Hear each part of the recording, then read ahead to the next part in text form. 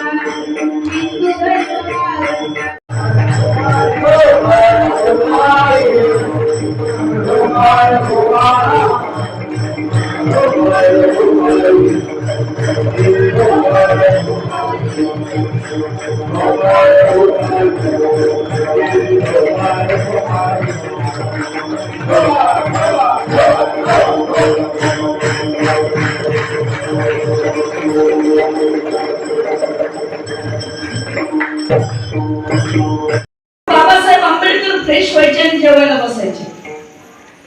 पण जेवायला बसल्याबरोबर रामजी बाबांना डॉक्टर बाबासाहेब आंबेडकर म्हणायचे, बाबा तुमचं जीवन, रामजी बाबा म्हणायचे, भीमराव तुम्ही जेवण घ्या, मी नंतर जेवेल।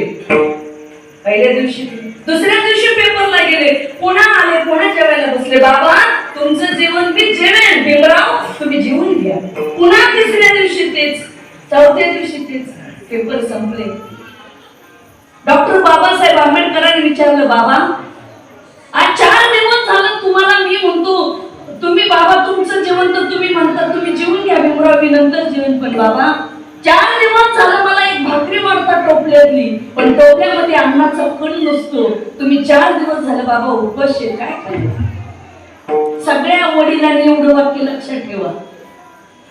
डॉक्टर बाबासाहेब आंबेडकरांच्या वडिलांनी उत्तर दिलं रामजी बाबांनी, भीमराव मला पोटाची भूक नाही, मला ज्ञानाची भूक आहे, तुम्ही मोठे व्हा, माझं पोट भरेल। मला त्यांना म्हणतात बाप, आणि ज्या मुलाच्या मुलीच्या पाठीमाग बाप माणूस खंबीर असतो ना, तेव्हा मुलं घडतात।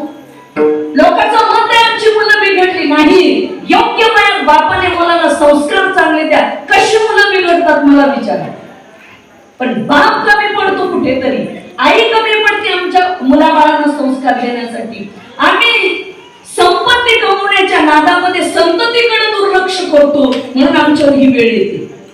योग्य वयात संस्कार द्या, मुलं घडल्याशिवाय राहत नाही। एक विचार करा, ज्याच्या पोटाला चिमटा बसतो ना, ती माणसं आयुष्यात मोठी होतात।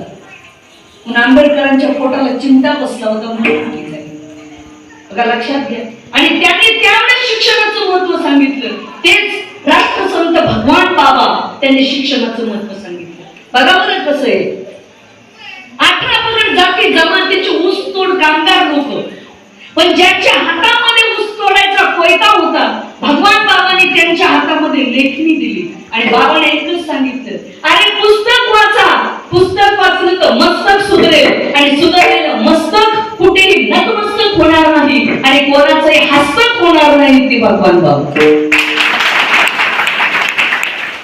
ज्ञानी बना, तुमचं अस्तित्व ते तुम्ही निर्माण करा। आणि ज्ञानेश्वर महाराजांच्या ह्या सगळ्या गोष्टी लक्षात आल्या। 18 पगड जाती जमातीची सर्व समाजामध्ये संत जन्माला आलेले।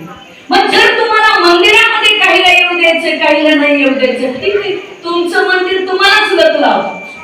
मग चंद्रभागेच्या वाळवंटामध्ये, बरं का थोडं लक्ष, चंद्रभागेच्या वाळवंटात पहिला वारकरी संप्रदायाचा तळ आणि पहिलं कीर्तन हे चंद्रभागेच्या वाळवंटात झालं। जे कीर्तन पहिलं नामदेवरायांनी केलं, ज्या कीर्तनात स्वतः देव नाचत होते आणि ज्ञानेश्वर महाराज होते। नामदेव कीर्तन करी पुढे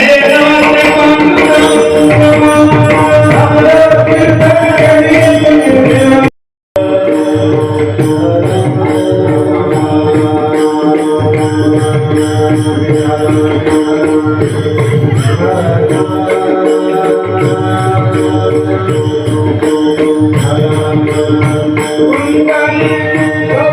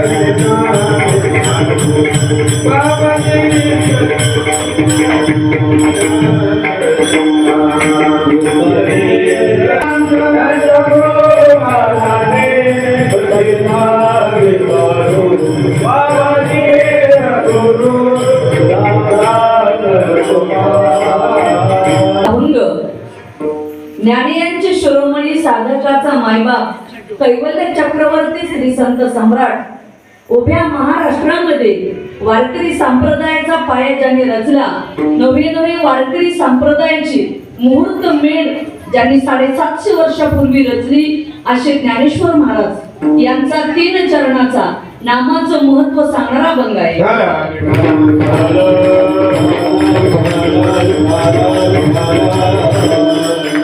अल्पसा परिहार द्यायचा आपल्या सर्वांचे श्रद्धास्थान श्री संत वामन भाऊ महाराज गणिनाथगड.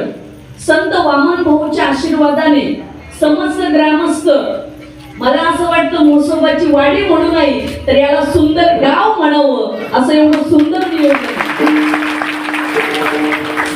आणि प्रथम मी सभा मंडप बांधणाऱ्याचं कौतुक करीन, खरंच जोरात टाळ्या वाजवा. खूपच सुंदर आणि देखणा. मला वाटतं मला कीर्तन 5-7 वर्ष झालं असेल तेव्हा आलो होतो, तेव्हा नव्हतं, पण आज फार आपल्याला सभा मंडप झाला. खूप सुंदर सभा मंडप आहे. आणि संत भगवान बाबा संत वामन भाऊ महाराज आणि तसेच आपले सर्वांचे श्रद्धास्थान याच गावचे भूमिपुत्र, खरं म्हणजे मोसोबाची वाडी ही पुण्यवान पावन आहे. आदरणीय श्री हरिभक्त परायण विठ्ठल महाराज यांची ही जन्मभूमी आहे म्हणून अजून पवित्र ते कुळ पावन तो देश जेथ हरीचे दास जन्म घेती.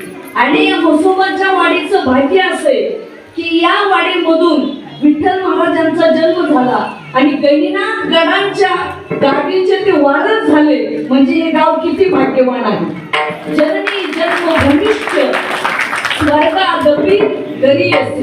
ज्याला म्हणतात जननी म्हणजे आई आणि जन्मभूमी ही स्वर्गापेक्षा श्रेष्ठ असते, तशी ही जन्मभूमी स्वर्गापेक्षाही श्रेष्ठ आहे. गेल्या वर्षी सुद्धा संत वामन भाऊ यांचा नारळी सप्ताह आपल्या मोसोबाच्या वाडीने केलाय. मला गावातली मंडळी त्यावेळेस पण निमंत्रण द्यायला आली होती, पण येता आलं नाही. पण आता येता आलं तेव्हा फार मोठा सप्ताह झाला. आणि विशेष म्हणजे या महाराष्ट्र राज्याचे मुख्यमंत्री देवेंद्रजी फडणवीस साहेब आपल्या वाडीला आले, यापेक्षा काय भाग्य असावं. हे वाडीचं कर्तृत्व